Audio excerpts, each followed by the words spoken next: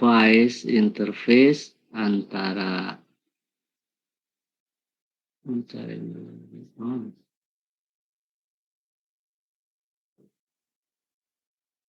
sorry ini ada yang salah.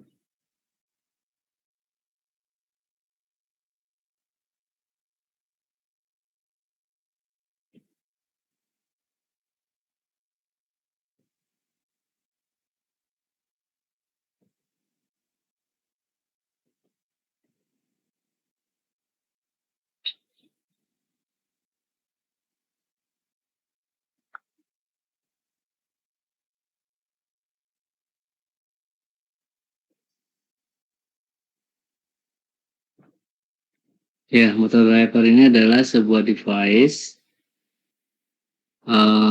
yang merupakan interfacing antara controller. Controller ini bisa Arduino ataupun PLC dengan motor.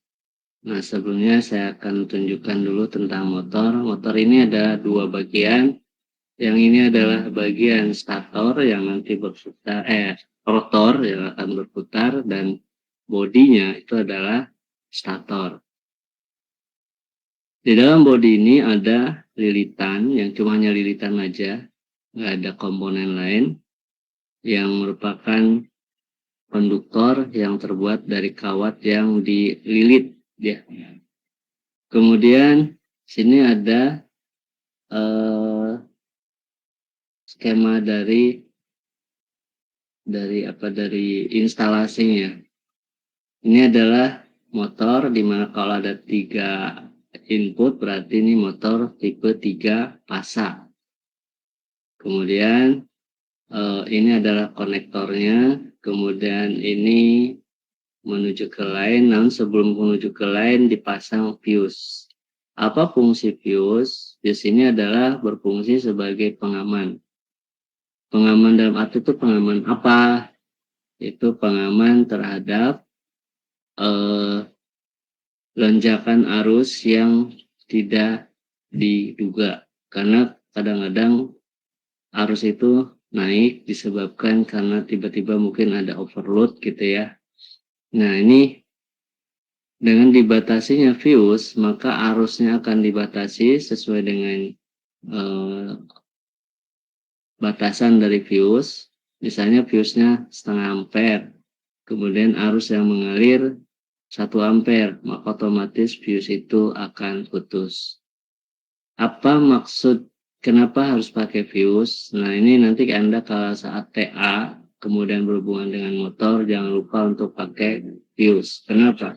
Karena namanya pada saat TA itu akan berkali-kali Anda melakukan uji coba motor. Jangan sampai motornya ini mengakibatkan rusak.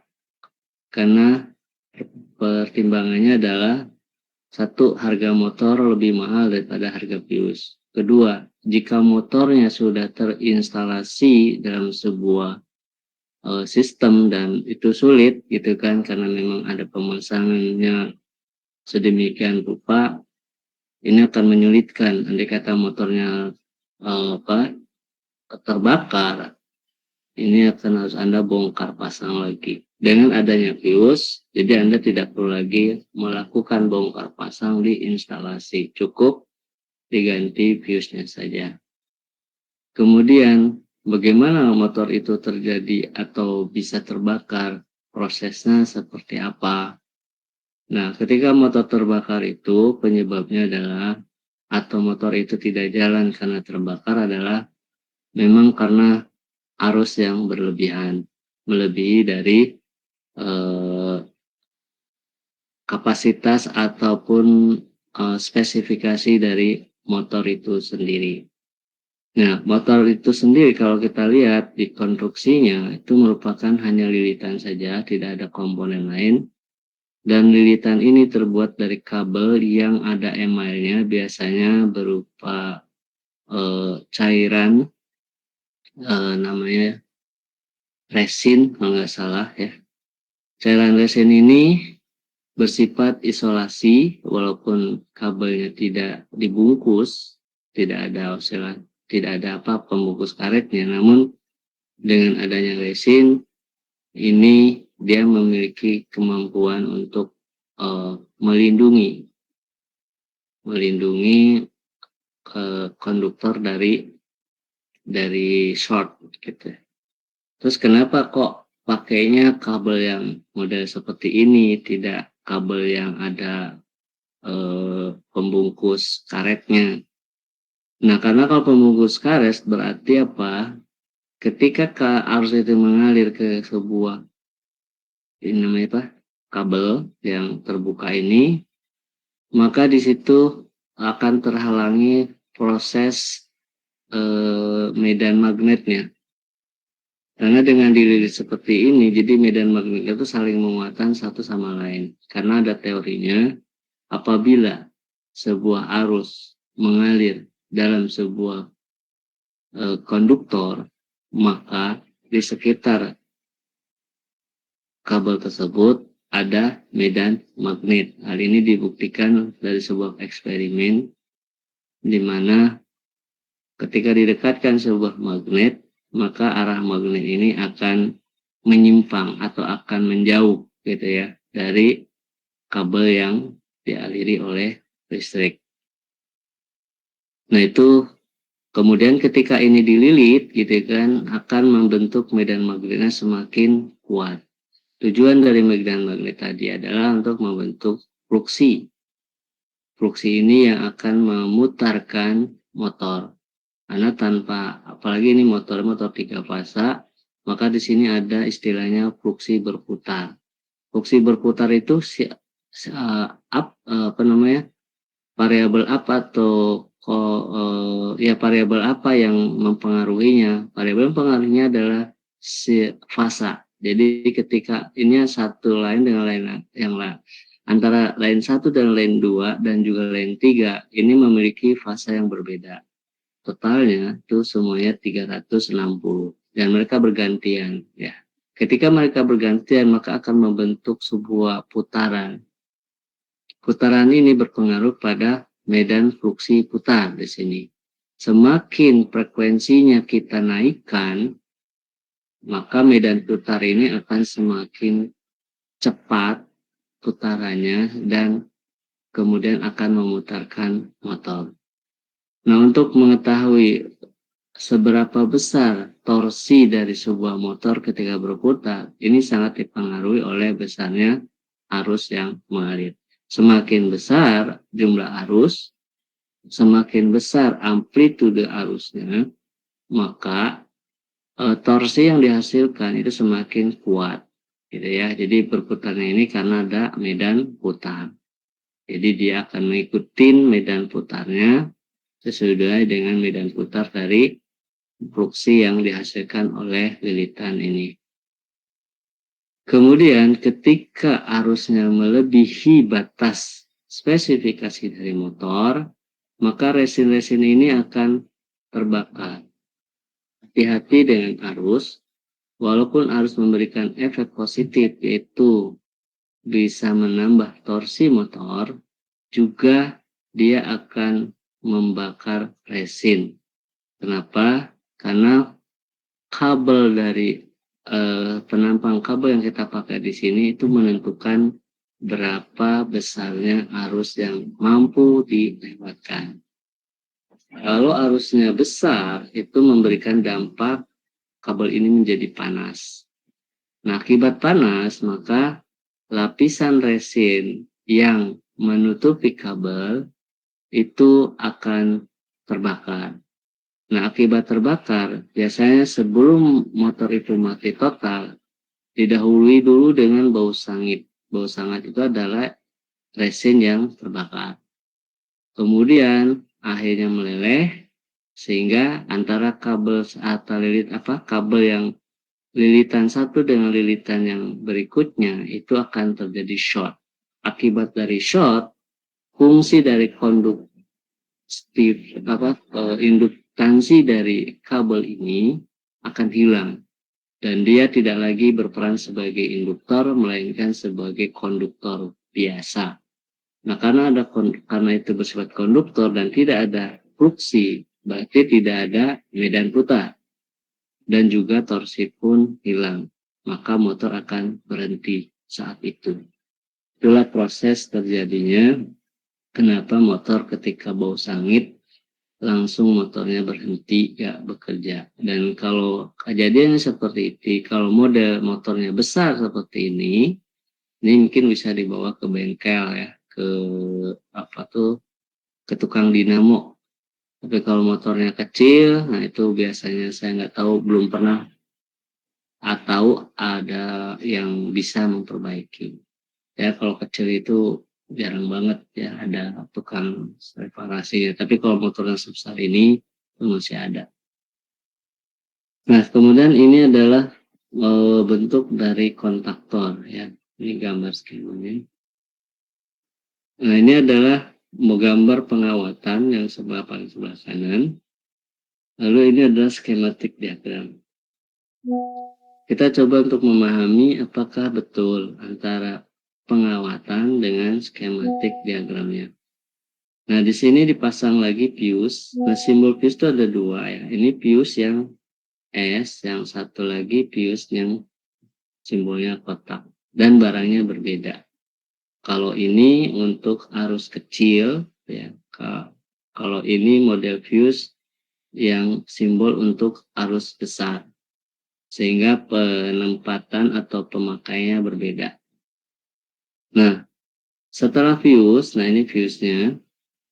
Kemudian di sini ada kontaktor. Kontaktor ini seperti ini, ada inputnya 3, outputnya juga 3.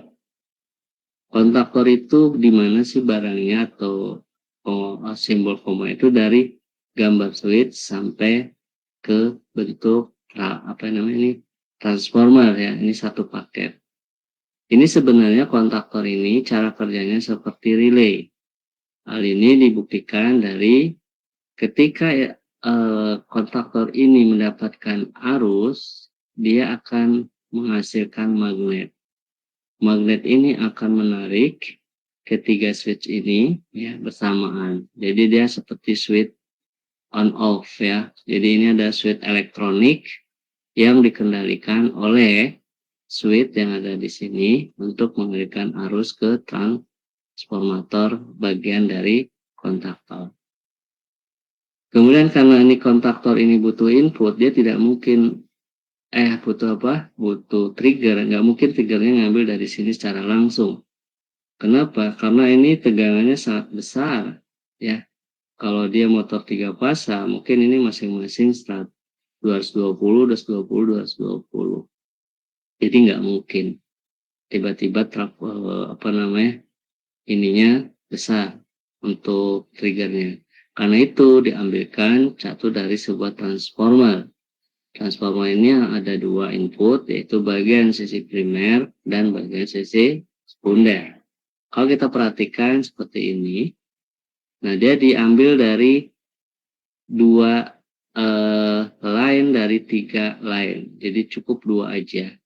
Kemana milihnya sembarang. Bisa line 3 ke line 2, atau line 3 dengan line 1, atau line 1 dengan line 2. Intinya cuma 2 aja cukup. Kemudian kalau kita lihat bentuk transformernya dari jumlah lilitan, ini nampaknya jenis transformer step down ya. Jadi dari sini tegangannya tinggi, ini rendah. Kok tahu dari mana? Nah, ini dari jumlah perbandingan lilitan di bagian primer dengan di bagian sekunder. Kalau di bagian primernya jumlah lilitannya lebih besar daripada sekunder, berarti dia adalah step down, artinya tegangannya diturunkan. Nah, ini adalah untuk terminal overload ya. Seperti itu. Nah, ini dengan ini juga sama, kurang lebih ya, hanya tambahannya ada switch stop. Nah, ini juga kurang lebih sama ya. Saya tidak akan menjelaskan lagi. Ini adalah sebuah blok diagram dari fungsi motor, tapi ini motornya DC drive ya. Kalau yang ini motornya motor AC. Yang ini motor DC drive. Kalau kita bawa ke sebuah sistem loop, ya, closed loop, sini adalah target atau setting yang kita inginkan. Misalnya putaran motornya 500 rpm. Ya, ini setting, kita setting. Lalu kemudian pertama adalah ada error. Ketika ini di-on-kan ada error, gap errornya sangat besar. Sini ada drive dan control, ini jadi satu. Ya, aslinya itu nggak dijadiin satu, tapi terpisah. Controller sendiri, driver sendiri. Kemudian akan memberikan sinyal. Di sini bukan memberikan supply, salah ya. Karena supply ini bukan dari sinyal keluaran sinyal controller atau sinyal keluaran dari driver, karena sangat kecil. Ini driver ini mendapatkan sinyal supply tegangan lagi, kadang dari luar juga, atau mungkin ke motor, tapi di sini hanya memberikan sinyal triggernya atau PWM-nya saja. Nah, ketika motor berputar, itu putarannya di monitor atau di monitor oleh tako atau takometer atau tachometer, biasanya orang bilangnya tachometer. Tachometer ini ikut berputar juga, ngikutin putarannya dari motor. Nah, tachometer ini sebenarnya sejenis dinamo, karena dinamo itu definisinya mengubah dari putaran menjadi listrik. Kenapa? Karena di sini keluarannya adalah arus listrik, gitu ya. Sementara motor kebalikan, itu mengubah dari energi listrik menjadi putaran atau mekanik, ya. Jadi ini clock. Jadi apapun berapapun putaran di sini, kecepatannya akan diikuti oleh tako dan langsung dikonversi kepada besaran listrik. Setelah itu akan di-compare dengan setting point atau target, dan di sini selisih error akan berkurang. Seperti itu. Kita lanjut. Baik, ini saya hapus dulu.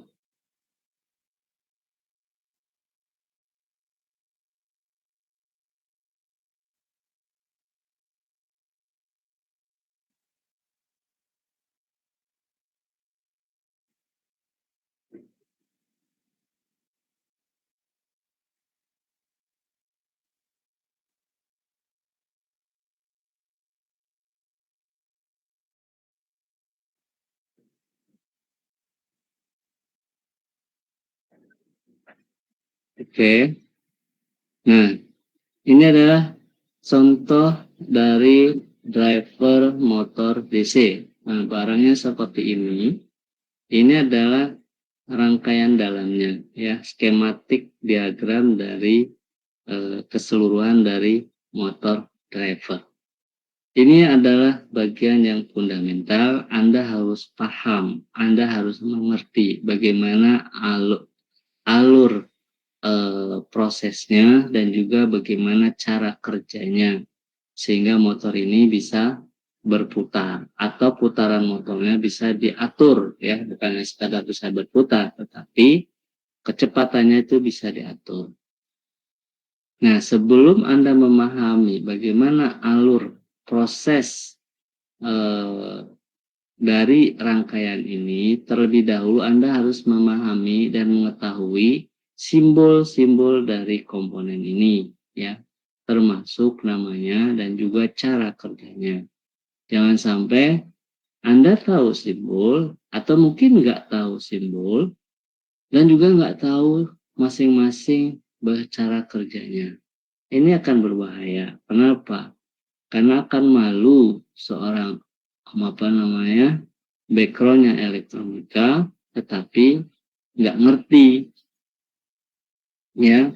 Walaupun nanti di tempat kerja Anda tidak akan menemukan ini hanya ada di buku panduan ataupun, ya, di sesuatu mungkin di blueprint, ya, blueprint dari sebuah modul. Mungkin Anda nanti hanya mendapatkan modul ini aja. Anda jangan mengabaikan konsep ini. Ya, konsep ini ketika Anda memahami ini, sekaligus Anda bisa melakukan troubleshooting terhadap modul ini. Ini penting. Saat nanti Anda TA, belum tentu ketika Anda merangkai langsung jadi. Belum tentu ketika Anda menggabungkan itu tidak ada masalah. Pasti ada masalah. Kemudian karena Anda nggak ngerti ini, Anda mainnya apa? Praduga, asumsi. Jangan-jangan gitu ya. Akhirnya udah, ini sesudah Anda ganti, beli bagi yang baru. Nah ini berakibat apa? Berdampak kepada budget Anda jadi membengkak. Sementara TA itu budgetnya terbatas. Ya, dana Anda itu dari orang tua. Masa mau minta terus sama orang tua? Ya kalau orang tuanya support, ya, kemudian tidak mengeluhkan karena Anda selalu meminta uang ya untuk membeli komponen, sebagaimana dengan yang partnernya yang tentunya mungkin secara ekonomi orang tuanya nggak sama, gitu kan? Uang pun terbatas, jangankan untuk beli komponen, uang jajan pun boleh dibilang dibatasi. Nah, akan menjadi masalah kalau fundamental seperti ini untuk memahami rangkaian ini Anda membutakan diri, nggak mau tahu. Itu salah besar. Ini konsepnya sama dengan kemarin saya memberikan contoh kalkulator. Anda paham ketika mengoperasikan sebuah perkalian di kalkulator dengan bilangan yang kompleks, misalnya 785 kali 1028. Berapa? Anda kan tinggal enter aja. Tapi walaupun Anda tinggal enter, hasilnya ada, tapi Anda tahu konsepnya. Itu dari mana? Dari hal yang sederhana, misalnya 4 kali 5. Nah, artinya apa? Ada 4 penjumlahan yang totalnya ada kali. Nah, itulah sistem perkalian. Nah, sama dengan bilangan yang tadi. Sehingga Anda tidak akan ragu dengan hasil di kalkulatornya. Nah, juga sama ya. Kalau Anda tidak mengerti ini, tahunya cuma ini input output gitu. Ini gimana blank, itu akan jadi problem. Ya. Karena Anda mengaku sebagai orang elektronika, tentunya ini menjadi wajib. Wajib harus Anda ketahui. Kalau tidak, ya buat apa Anda masuk kelas elektronika atau jurusan elektronika, tapi simbol dan cara kerja komponen aja nggak tahu. Ya. Takutnya nanti Anda dipermalukan saat Anda bekerja nanti ya.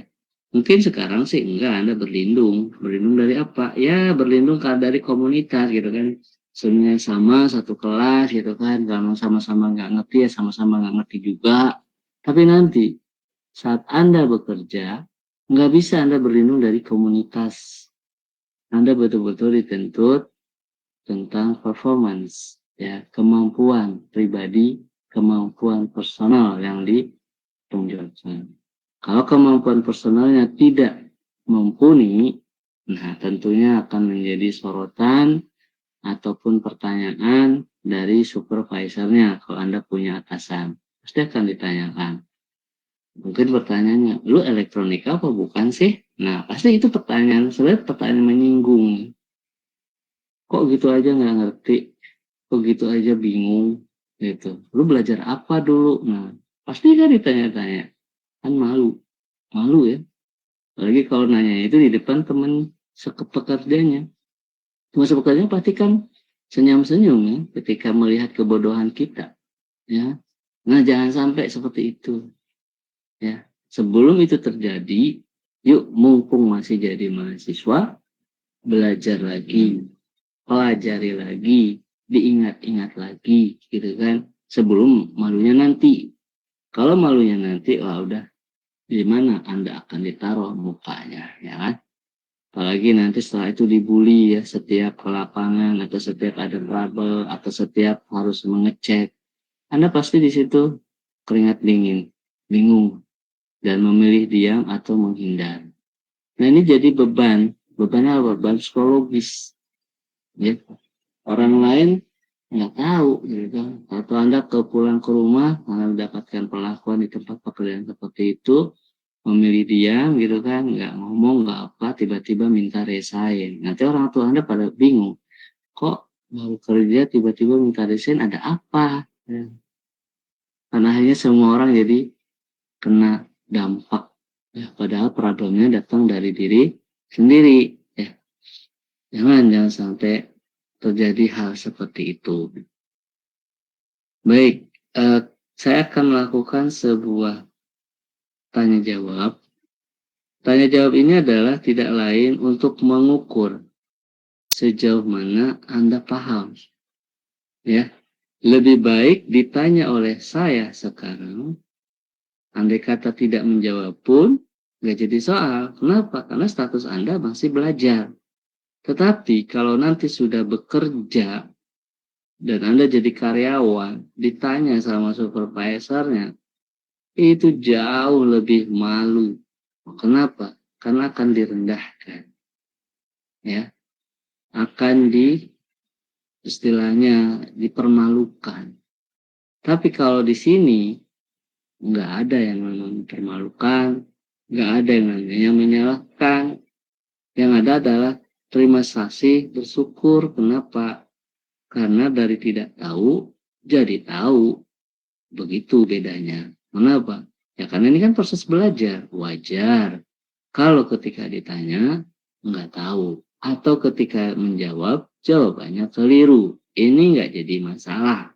Ya, tidak ada yang merendahkan Anda, tidak ada yang mempermalukan Anda. Justru teman Anda yang mempermalukan atau malu atau takut ditanya, lebih memilih sembunyi, justru dialah yang akan menyimpan bom waktu. Suatu saat ketika akhirnya jadi karyawan beneran, nah pengalaman-pengalaman di kampusnya atau proses pembelajarannya tidak berjalan dengan baik, maka disitulah dia akan kena batunya, ya. Seperti itu ya. Jadi wajar ketika saya tanya atau Anda jawabannya keliru, itu di sini masih wajar, ya. Tidak ada namanya istilahnya, kecuali kalau memang sudah sebelumnya belajar. Itu berarti itu hasil proses sehingga Anda paham. Tapi kalau baru mau belajar, wajar kalau jawabannya salah atau jawabannya menyimpang. Itu hal yang wajar, bukan menjadi sesuatu aib atau malu. Kalaupun merasa malu ataupun aib, dia harus belajar lagi, dibuka lagi, ya. Ini kan sudah dilewati komponennya. Kalau mengenai komponen itu mungkin sudah mengenal lewat mata kuliah komponen LK, karena di situ kan diperkenalkan berbagai komponen dari transformator, dioda, trafo, transistor, ya, resistor, kapasitor, dan seterusnya. Kemudian di mata kuliah Pak Endang pun sudah diajarkan tentang op-amp, ini apa, ini apa. Di rangkaian analog pun, mata kuliah rangkaian analog pun sudah diperkenalkan bagaimana mengenal transistor, ya, tipe ini dan tipe ini gitu ya, termasuk simbol-simbolnya. Itu harus tetap, karena itu bagian fundamental. Makanya di dalam kurikulum mata kuliah itu tidak boleh hilang. Termasuk juga ketika menganalisis, ya, sangat membantu itu adalah rangkaian listrik. Nah, tiga mata kuliah ini penting, ya, rangkaian listrik, komponen LK, kemudian rangkaian analog atau rangkaian LK, rangkaian LK1, LK2, itu penting, ya. Jangan sampai Anda hilangkan, karena di situ fundamentalnya. Kalaupun ada beberapa komponen mungkin belum sempat disampaikan sama dosennya, tentu ada komponen baru, belajarlah mandiri. Ya, karena mungkin dosen juga punya keterbatasan, atau mungkin ada yang terlewatkan, ya belum sempat gitu, belum sempat materinya disampaikan. Tapi biasalah kita kan ada jumlah pertemuan, kemudian ada libur dan sebagainya, sehingga kadang materi itu nggak tuntas, ya, atau terlewatkan. Baik, saya mau tanya nih, ini ada dioda, ini ada komponen yang mirip dioda simbolnya, tetapi kok ada satu kaki lagi ya. Jadi ini kakinya 3. Ini katodanya, ini anodanya, dan ini adalah tambahannya. Kira-kira komponen apa untuk komponen D1 dan D2? Ada yang mau jadi volunteer untuk menjawab ini? Atau saya tunjuk? Silakan.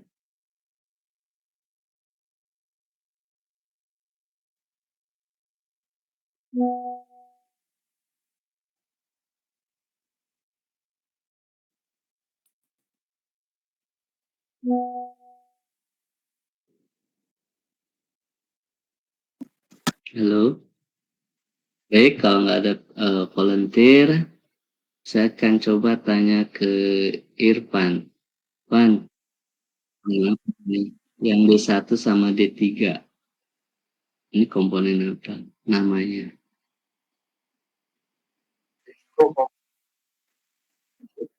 SCR. Good, bagus. Bagaimana cara kerja SCR, Pan?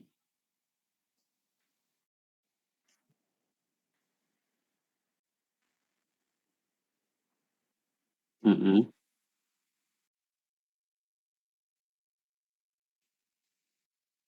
Oke, good, benar ya. Jadi, ini adalah SCR, fungsinya sama seperti dioda, dia sebagai penyearah, ya, penyearah atau rectifier. Dari mana taunya? Itu dari simbol panah, ya, ada panah ke sana, artinya arahnya hanya bisa ke sana. Dan di sini ada garis blok, artinya apa? Dia tidak bisa balik, ya, dia hanya satu ke sana. Yang disebut dengan arah forward, ya, kalau ke sana sesuai dengan arah panah namanya arah forward. Nah, ini juga SCR sama, ya. Dia arahnya forward ke sana. Tetapi perbedaannya, kalau di dioda itu tidak perlu ada trigger. Ini namanya trigger ya. Gate ini adalah tegangan trigger yang akan meng-on-kan atau membukakan barir, tegangan barir yang menghalangi. Kalau di sini, ini tegangan barirnya berapa kalau dioda? Tegangan barir dioda.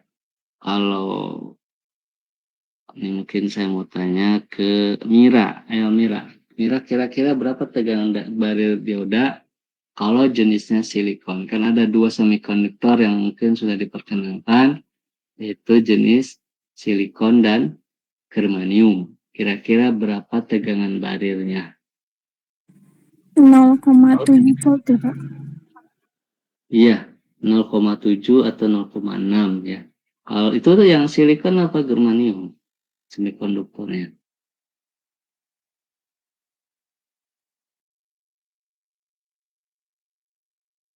Yang Anda sebutkan 0,7 itu tipe yang silikon atau yang tipe germanium. Pilihannya cuma 2.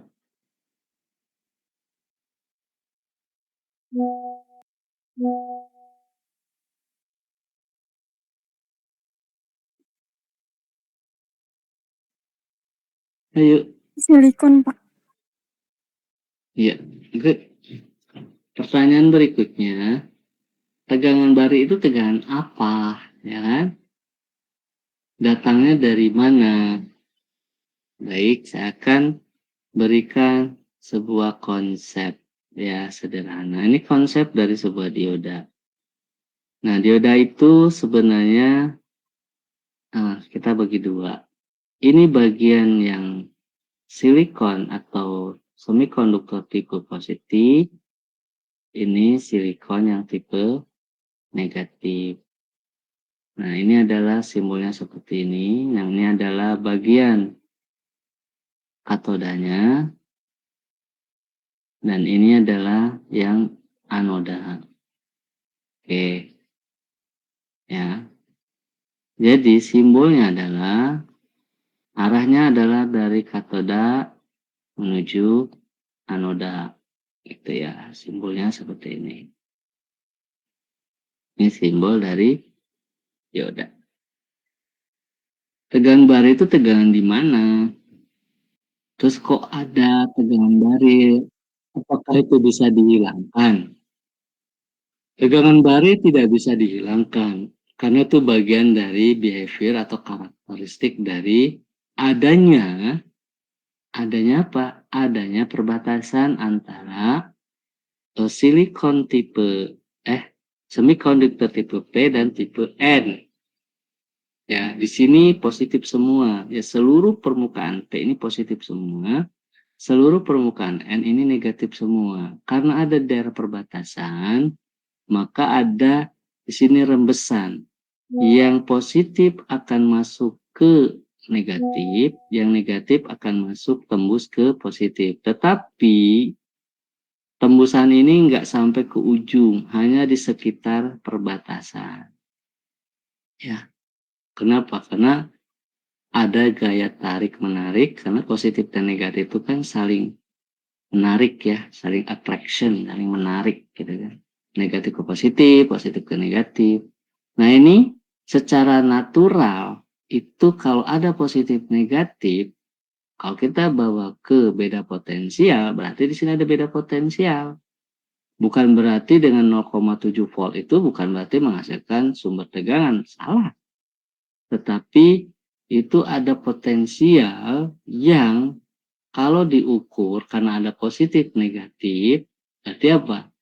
Ada energi potensial yang besarnya 0,7 volt kalau yang tipe silikon. Ini natural loh, belum dikasih tegangan, belum dikasih arus.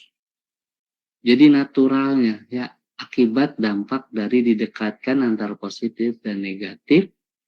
Jadi kayak magnet gitu ya. Magnet tuh kalau didekatkan gitu, kalau utara sama selatan itu pasti narik-menarik. Itu yang kita tidak bisa menghilangkan sifat kemampuan menarik kedua magnet tadi. Dan itu bawaan dari natural dari komponen atau material. Di sini juga sama. Jadi tegangan ini secara alamiah, natural. Mungkin kalau dibawa ke manusia, itu ada sifat karakter. Setiap orang itu kan punya karakter beda-beda, ya kan? Kita tuh punya karakter berbeda-beda, itu bawaan. Ya. Bisa bawaan lahir. Kalau bawaan lahir tuh kayak gimana? Kalau bawaan lahir itu kalau di psikologi itu dibagi 4 ya. Ada yang tipikal orangnya tuh maunya memerintah gitu kan. Ketua, ini cocok jadi pemimpin. Kalau tipikal orangnya suka memerintah, nyuruh, ngatur. Nah, kemudian ada tipikal orang yang selalu harus semuanya perfect, rapi. Dia nggak boleh secuil pun berantakan. Kalau berantakan itu bikin ribet gitu kan. Bisa diperhatikan misalnya kamar pribadinya selalu rapi gitu, semua tertata barangnya api gitu. Dia nggak mau. Bahkan tampilan dirinya ataupun isi tasnya juga selalu rapi gitu. Pensil disesuaikan dengan tempatnya ini orang perfeksionisme. Nah, itu bawaan lahir ya.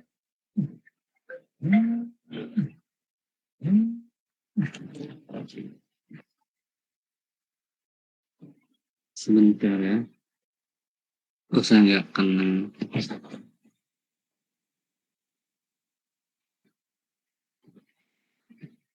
Baik, sebentar ya. Biasanya ini dari bank, saya nggak suka nawar-nawarkan kartu kredit, biarin aja. Nomornya soalnya nggak kenal. Oke, kita lanjut. Nah, kemudian bawaan lahir tadi baru dipengaruhi oleh lingkungan sekitar, misalnya di keluarga gitu kan, di lingkungan dia tempat gaul, teman main, dan seterusnya, atau proses dari masa anak-anak menuju remaja dan dewasa. Itulah pembentukan karakter. Semua itu adalah natural, alamiah. Sama, di material pun sama. Ada sifat naturalisme yang mana ini tidak bisa hilang gitu kan.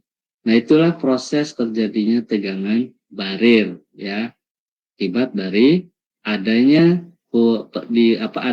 adanya di daerah perbatasan akibat dari hubungan antara P dan N yang didekatkan atau disambungkan, bukan didekatkan ya, tapi disambung. Sorry, kalau didekatkan itu kan masih ada gap, tapi disambungkan. Nah, itu menimbulkan tegangan barir. Jadi semua tegangan barir baik di dioda, di transistor maupun di SCR itu sama, ya. Selama itu terbuat dari gabungan antara silikon positif, semikonduktor positif dan semikonduktor negatif, kalau digabung jadi satu, ya, itu pasti ada tegangan barir. Baik, itu sekilas tentang konsep dari apa itu tegangan barir. Mudah-mudahan basic pengetahuan ini menjadi paham dan selalu dibawa dan diingat, ya. Jadi ketika berhubungan dengan alat elektronika, apalagi nanti kaitannya dengan apa? Dengan desain, ya. Kan Anda udah pernah melakukan perhitungannya. Tegangan barir itu harus dibawa, harus dihitung, harus dilibatkan ketika mengukur sebuah mungkin perhitungan rangkaian transistor ataupun di situ ada dioda oleh Pak Endang. Kan pasti ditanyakan berapa tegangan barirnya gitu kan.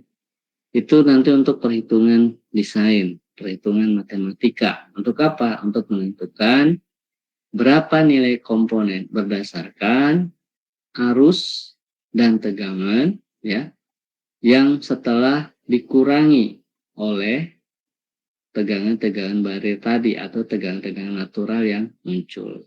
Nah, di dioda juga sama. Dioda ini tidak akan konduk jika tegangan di inputnya atau di katodanya itu kurang dari 0,7 kalau silikon. Misalnya Anda kasih tegangan 0,5, maka dia akan diam aja. Artinya apa? Energi potensial 0,5 itu lebih kecil daripada energi potensial barir dari komponennya. Karena itu harus lebih besar, minimal 1 volt. Ketika 1 volt baru bisa tembus. Ya. Tapi biasanya jarang ya kita ngasih 1 volt, ya biasanya 12 volt gitu ya, tergantung dari suplainya. Baru bisa tembus. Sehingga tegangan di sini adalah keluarannya adalah setelah dikurangi tegangan barir yang 0,7. Kalau misalnya di sini 1 volt, kita kurangi 0,7, maka yang keluar di sini adalah 0,3 sisanya. Dan ini tegangan barir itu selalu akan dibawa ketika kita melakukan desain. Nah, di sini saya tidak mengajarkan tentang desain, tapi saya mengajarkan tentang alur logika, ya, mengikuti arah aliran arusnya, kemana arusnya mengalir. Nah, pasti di situ akan terjadi contacting atau komponen itu menjadi aktif, ya, atau bekerja. Nah, untuk SCR tadi, ya, berbeda dengan dioda. Walaupun kita kasih tegangan ini sudah melebihi tegangan barir, ya, di katodanya, dia tidak akan konduk. Ya, kenapa tidak akan konduk? Karena butuh trigger. Jadi trigger ini apa? Tegangan di gate ini adalah tegangan untuk membuka gerbang tegangan yang ada, tegangan barir yang ada di dalam komponen. Jadi perlu dibuka nih oleh si gate, ya, dibuka.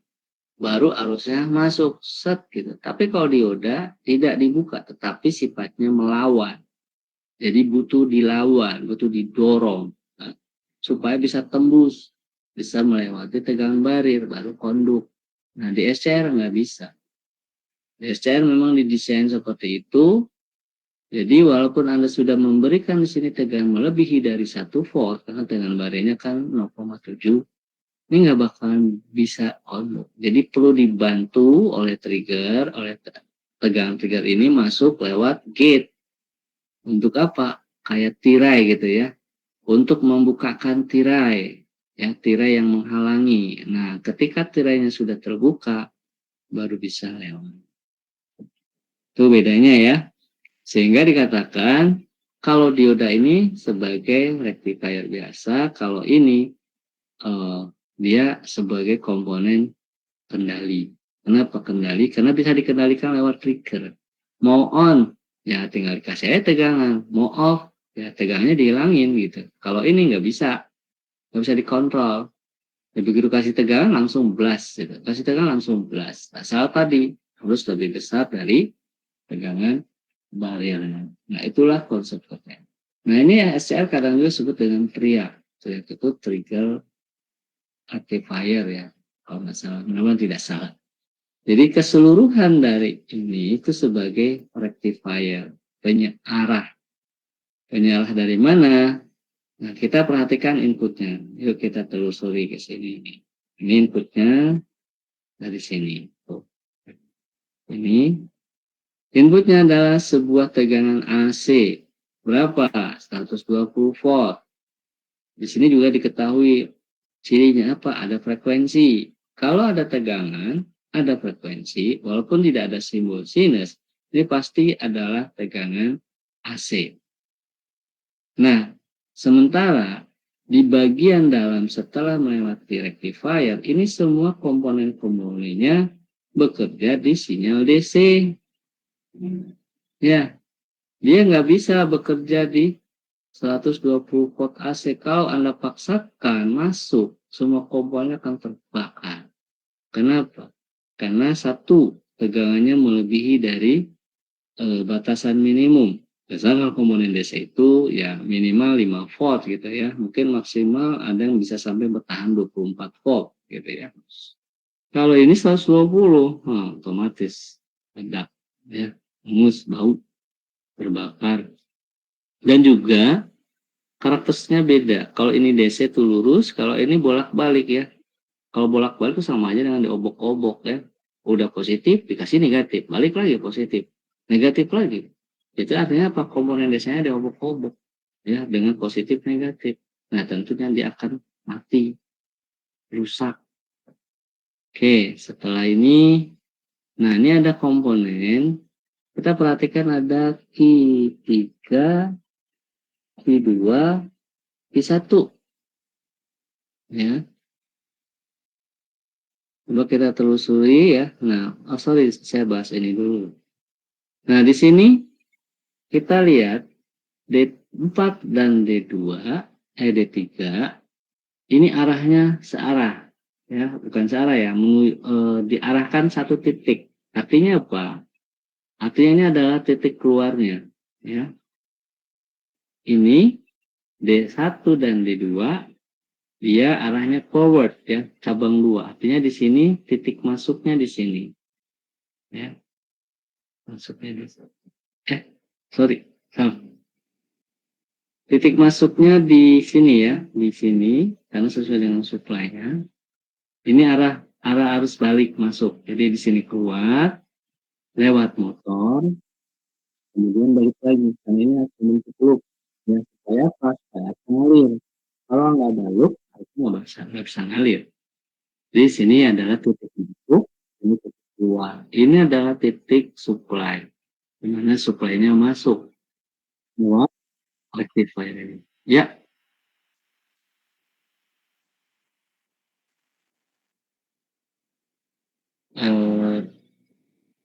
maaf kurang paham.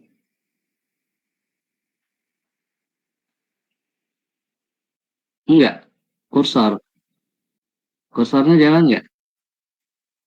Oh, kursornya nggak kelihatan ya. Oh, siap, siap, siap, siap. Biasanya kalau ini suka muncul nggak kursornya? Oh, ini muncul sekarang ya? Sekarang muncul nggak? Bisa geser-geser nih, panah hitam. Muncul nggak? Belum. Kalau gitu mungkin saya keluar dulu ya. Atau gimana? Tahu nggak solusinya apa?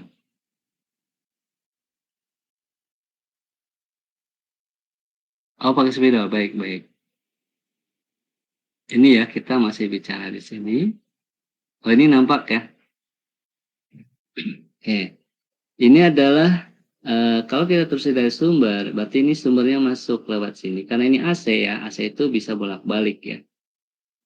Anggaplah yang atas itu positifnya, yang bawah negatif. Jadi masuk sini, kemudian ini karena ini bolak-balik, sinus gitu ya. Sinyalnya seperti itu sinus, ini bolak-balik. Kemudian kita perhatikan di dioda D4 sama D3 ini adalah keluarannya, ya, keluaran arus, ya, pesanan.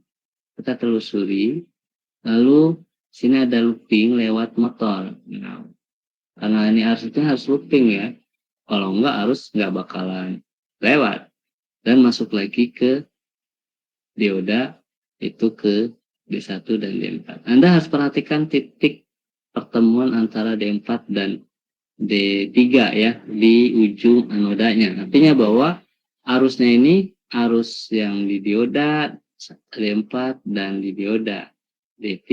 Berarti ini jadi satu.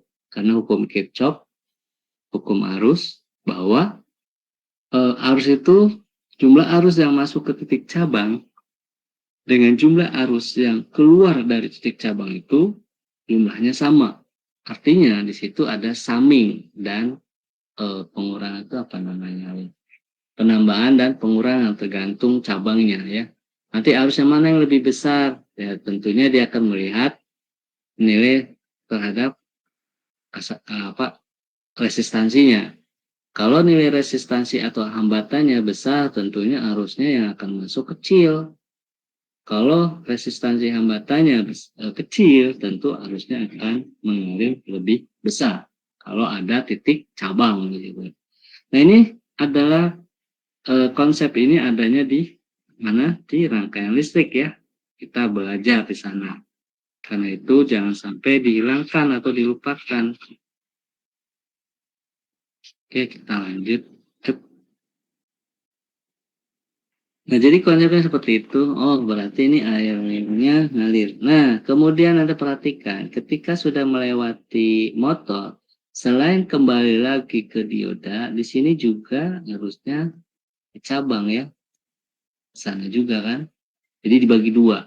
Ya, karena apa? Karena melewati cabang. Jadi sebagian kembali ke dioda, ke rectifier, sebagian menuju ke, nah di sini ada pembagi tegangan. Oke. Pembagi tegangan. Kemudian di sini ada transistor Q3, Q2, kemudian Q3, Q3, Q2, dan Q1. Ya.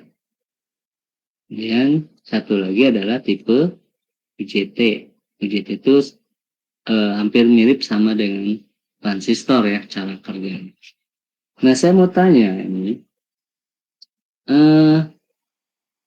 kalau kita perhatikan simbolnya Q3 yang ini dengan Q2, apakah simbolnya sama atau beda? Dan juga dengan Q1, sama atau beda simbolnya? Mungkin saya pengen nanya sama, gimana, Pan? Nah, kalau Q3 tipe apa, Pan? Yang ini PNP. Kalau Q2, PN. Baik. Bagaimana cara kerja transistor tipe PNP? Supaya dia arus yang mengalir dari emitter menuju kolektor. Kita apain tuh? Kita bisa bekerja, bisa on.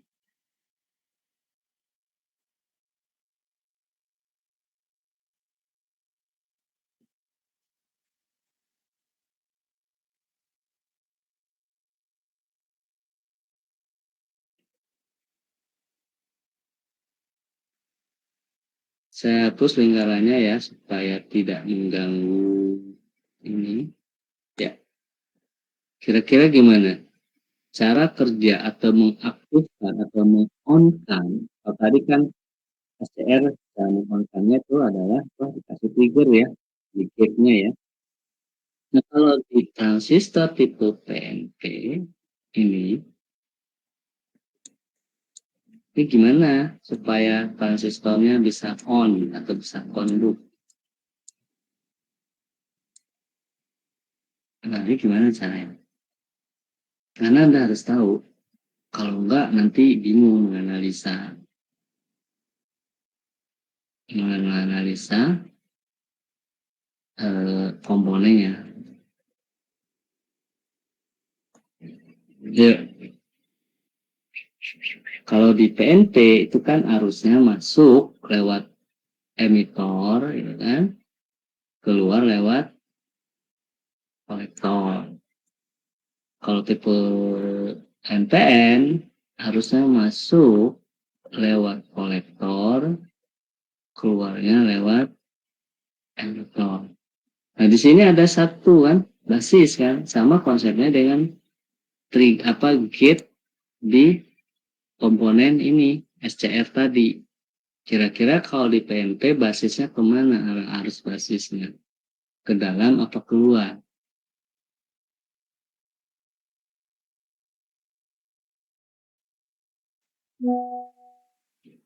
Untuk PNP ke dalam.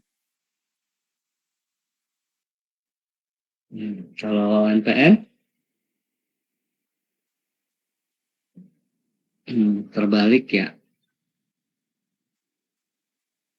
balik. Kalau tipe PNP ya adalah kebalikan dari NPN. Kalau di NPN itu kan harusnya keluarnya lewat emitor kan, lewat emitor. Kalau di tipe NPN harusnya itu keluarnya lewat emitor, masuk lewat kolektor, maka basisnya masuk. Kalau di tipe PNP arusnya keluar. Keluar itu maksudnya Pak ditarik ya. Jadi untuk tipe PNP agar dia aktif transistor tipe PNP, maka arus barisnya harus ditarik keluar ya, bukan mengalir tapi ditarik ya. Kalau di mana di NPN itu ketika aktif itu arusnya harus didorong. Jadi yang ini tipe PNP itu ditarik, kalau tipe NPN itu didorong. Didorong itu artinya kita berikan masukan. Ya, beda ya, didorong sama ditarik. Kalau ditarik itu keluar, kayak pintu lah. Karena kalau ngadepin pintu biasanya di kantor-kantor itu kan ada tulisan pull push gitu kan. Pull push itu artinya tarik dan dorong gitu kan. Nah, di sini juga sama. Jadi kalau untuk mengaktifkan tipe PNP itu harus basisnya kita tarik. Berarti kalau ada tarik butuh komponen yang menyedot, ya kan? Karena tarik dan sedot itu kan antara input dan output kan, aksi dan reaksi kan. Kalau ada yang menyedot pasti ada sesuatu yang ditarik gitu kan. Sama seperti pompa air, Anda airnya kan ada di bawah sumur gitu kan. Supaya airnya narik berarti harus ada yang supaya airnya naik harus ada yang nyedot gitu kan. Nyedot itu artinya narik, yaitu pompa di atas. Pompa pertama kali yang disedot apa? Udaranya dulu, udara yang di dalam pipa. Ketika udara yang sudah habis, seiring dengan udara habis naik, maka air pun perlahan-lahan naik. Padahal sebenarnya itu adalah mengisi ruang kosong di dalam pipa, menggantikan udara kosong. Begitu udaranya habis, maka tinggallah air. Sehingga yang keluar dari pompa air adalah air, bukan udara lagi. Nah, di sini juga sama. Komponen ini butuh ditarik, khususnya untuk tipe PNP. Untuk NPN, kita harus berikan masukan. Kita kembali ke analisa, saya hapus lagi. Yang ini ya, supaya ada bahasanya nanti jelas. Nah, kita perhatikan yang ini. Ketika arus itu sudah mengalir ya dari motor, sebagian kembali ke rectifier, sebagian masuk ke sini, ya kan?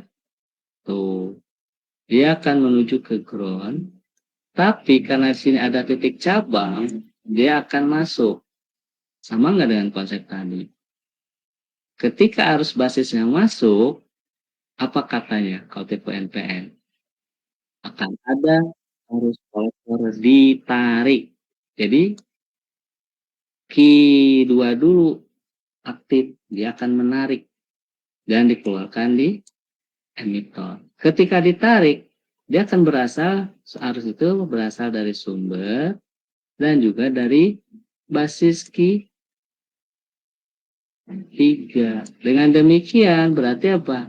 Ketika ada arus baris ditarik oleh tarikan emitor, berarti apa? Arus basisnya keluar kan? Sampai sini paham nggak? Nah, jadi artinya gini, Q3 ini tidak akan bekerja kalau tidak yang narik. Jadi nunggu dulu Q2 aktif. Ketika Q2 sudah aktif, baru Q3 aktif. Jadi Q3 ini nggak bakalan aktif kalau Q2-nya nggak aktif. Di sini paham bagaimana kerja kedua transistor ini. Jadi dia nunggu nih Q berapa nih? Q3 ini nunggu. Kenapa? Karena dia butuh ada yang narik. Nah, Q2 juga menunggu ada arus yang masuk, gitu kan. Ternyata arus masuknya itu diberikan lewat arus percabangan arus yang keluar dari motor. Yang satu kembali ke dioda, yang satu menuju ke sini. Di sini ada pembagi tegangan, ya. Sebagian masuk ke grounding, tapi sebagian masuk ke sini. Karena di sini kalau kita ukur tegangannya, di sini ada tegangan PBB nih, ini namanya PBB. Yang diatur oleh apa? Oleh potensio. Kalau ada PBB terhadap apa? PBB terhadap transistor ya. Kalau ada PBB, pasti ada arus. Namanya IB. Berarti dengan demikian arusnya masuk ke transistor ke basis transistor Q2. Akibat arusnya masuk, ini sama dengan di-trigger oleh tadi ya, model SCR di-trigger. Nah, ini juga sama men-trigger. Lalu kemudian arusnya akan ada arus menarik ya, bukan arus ngalir ya, narik ya. Kenapa saya ganti bahasanya dengan tarik supaya lebih apa ya, lebih kontras bahasanya. Kalau ngalir kan seolah-olah natural ngalir gitu aja ya. Tapi kalau ditarik itu kan ada semacam kesengajaan ya, kesengajaan ditarik gitu kan. Beda ya dengan mengalir. Kalau mengalir seolah-olah ya natural gitu kan. Kalau ketemu apa namanya yang lebih rendah dia turun, kalau nanjak diem gitu. Tapi kalau ditarik kan beda. Jadi ada arus yang ditarik dari kolektor menuju emitor. Tarikannya selain berasal dari sumber PCC yang 12 volt ini, juga dari Q3. Dan demikian maka Q3 sekarang aktif. Dia akan menarik arus dari emitor menuju kolektor. Kemudian kita telusuri ke bawah. Ya, setelah Q3 aktif, telusuri ke bawah. Kemana ini arusnya? Arusnya ternyata dia menuju saya hapus dulu nih, ketutup. Q1 ya. Nah, Q1 ini tipe transistor apa? Kalau lihat dari simbolnya. PNP, Pak. PN apa PN? Hah? PNP. PNP. Kalau PNP, arus basisnya ditarik atau didorong ke dalam?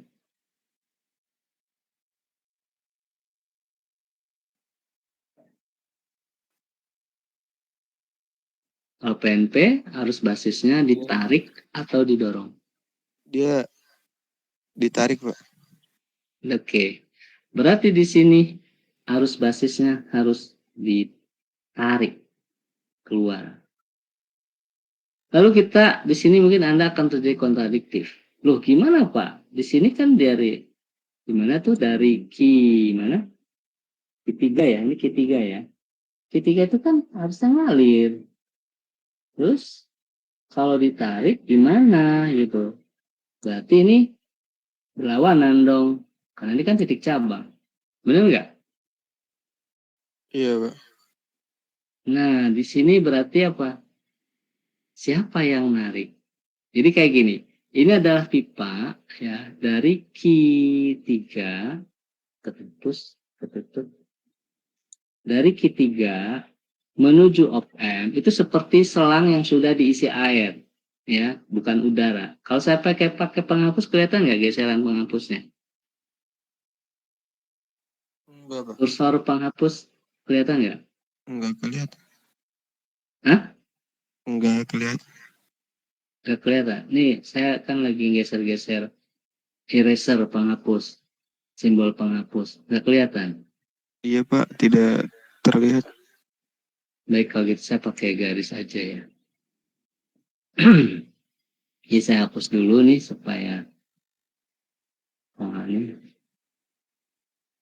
Jadi ketika Q3 ini aktif, artinya apa? Dia akan harus mengalir ke sini, terus ke sini, ya,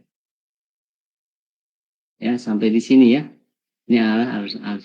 Jadi ini seperti pipa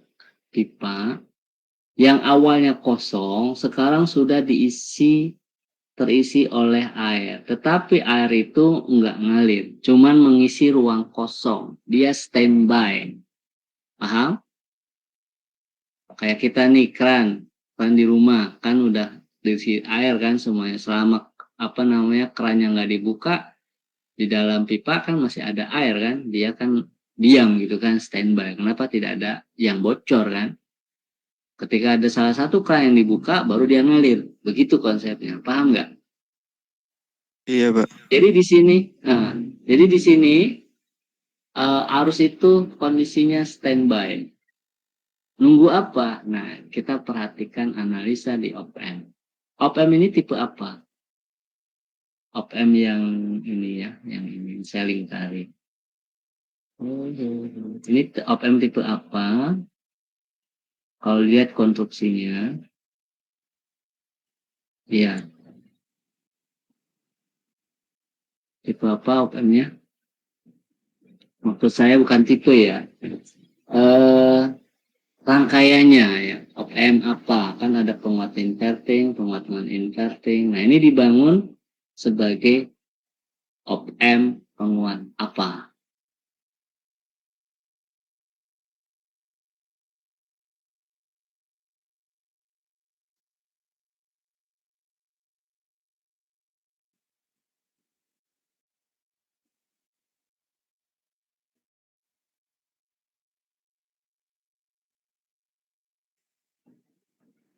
Dia yang udah belajar Endang S udah lewat, udah lulus kan, dapat A kan nilainya kan? Kalau dapat A ya harus bisa. Nanti jangan sampai malu dengan maksudnya dari Pak Endang dapat A tapi ya itu dapat nilainya Pak saya juga nggak tahu tuh saya dikasih A, nah itu beda. A-nya harus beneran ya. Ayo, itu Itu apa? rangkaian summing Hah? op-amp, Pak.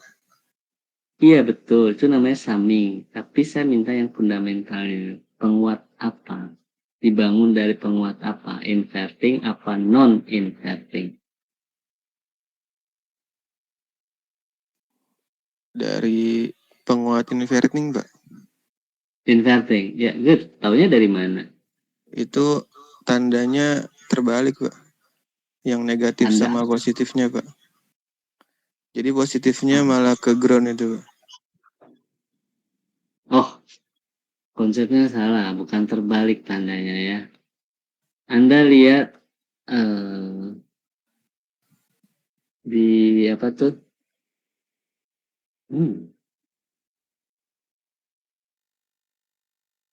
Anda lihat di feedbacknya ya.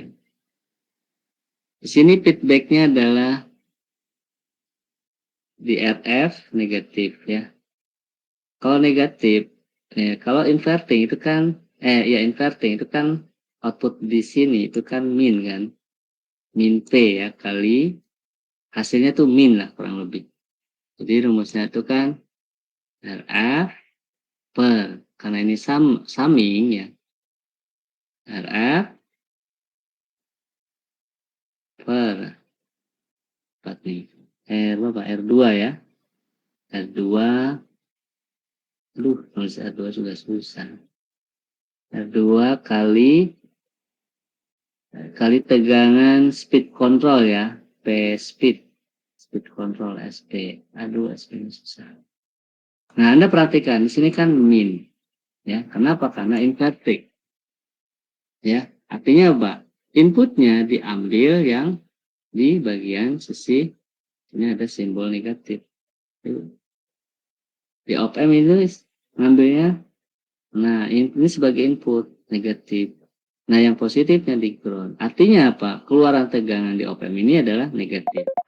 Negatif itu maksudnya apa sih? Negatif itu sebenarnya arah pola arusnya terbalik.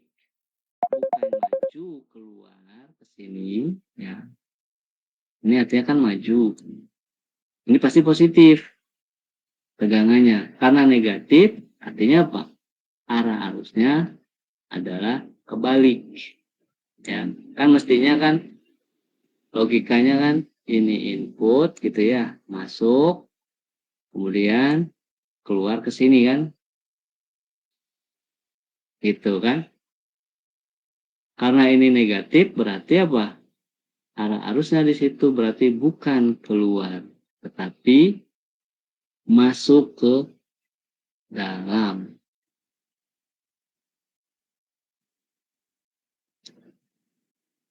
Jadi arah arusnya adalah masuk ke dalam. Kebalikan.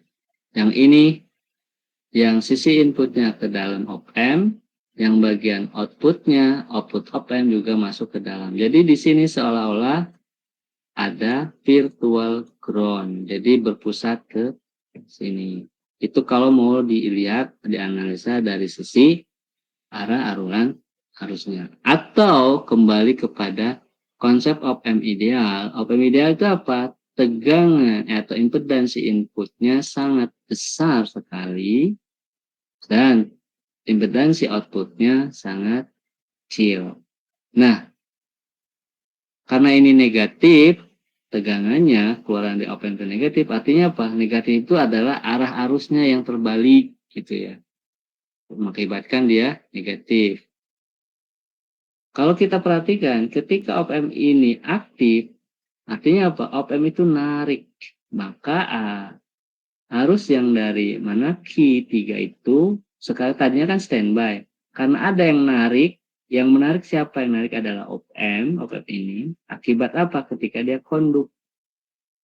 Maka otomatis arah panahnya sekarang ke sini. Nah, barulah ngalir. Ya. Jadi sama aja dengan aliran keran di pipa yang tadinya standby, tiba-tiba ada keran yang membuka, otomatis aliran air dalam pipa ini akan mengalir. Di sini juga sama. Jadi ketika Q3 aktif, nah dia standby itu, menunggu op-amp-nya aktif. Ketika op-amp-nya aktif dan dia bersifat narik ke dalam, maka otomatis arus yang dari Q3 ini akan tertarik masuk ke dalam op-amp. Nah, kita lihat di sini tadi bahwa Q1 itu karena dia tipe PNP arus basisnya keluar. Karena ada yang tarikan dari op-amp, otomatis IB dari PNP juga akhirnya ikut keluar. Oh, bener nggak? Nah, sekarang berarti udah sesuai tuh konsep dari transistor kerja PNP bahwa arus basisnya harus keluar. Nah, sekarang arus basisnya keluar. Susah banget bikin tanah. Sampai sini paham?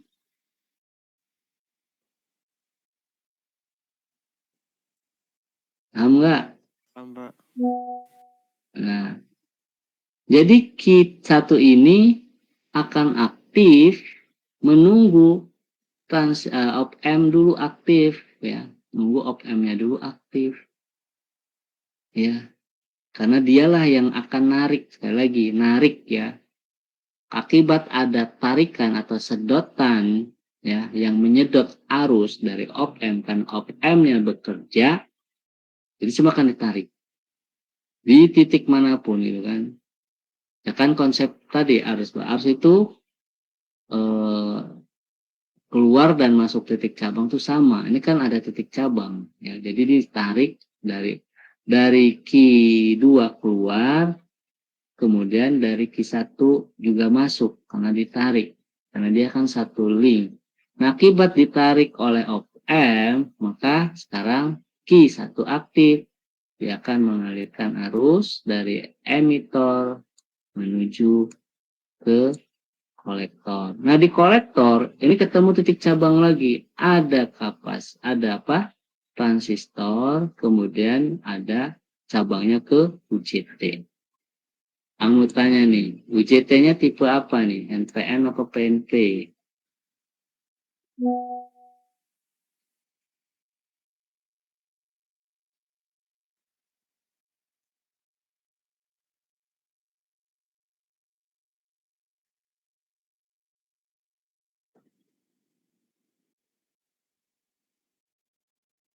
Ini rangkaian ini adalah salah satu yang akan saya UTS-kan. Bagi yang tidak serius, bagi yang tidak memperhatikan, atau menghadiri saya sambil nyambi, gitu kan?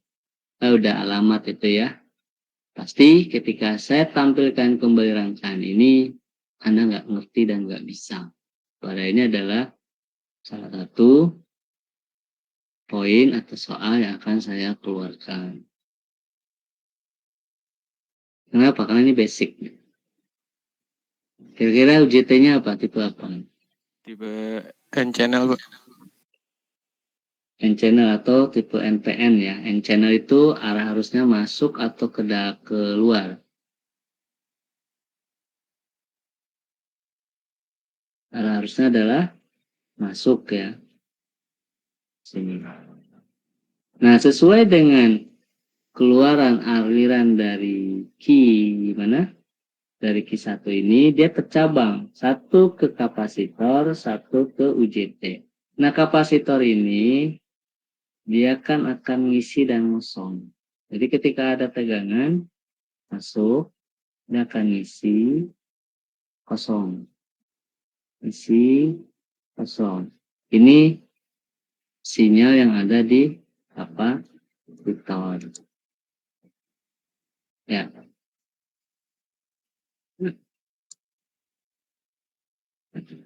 Nah, jadi di UJT ini ada pengendali, yaitu apa?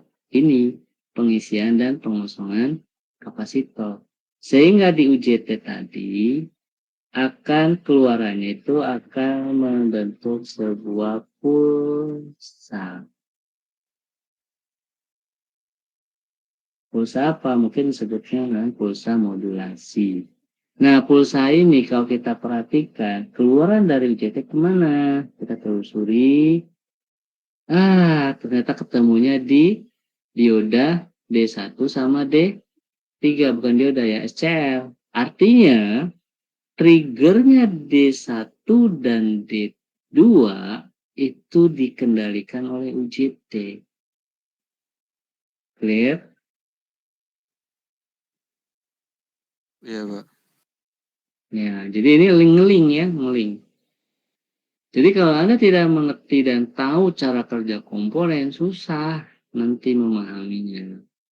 Tapi ketika Anda bisa memahami cara kerja masing-masing komponen, cukup dengan menelusuri arah arus. Nah, tadi saya tidak bicara tegangan ya.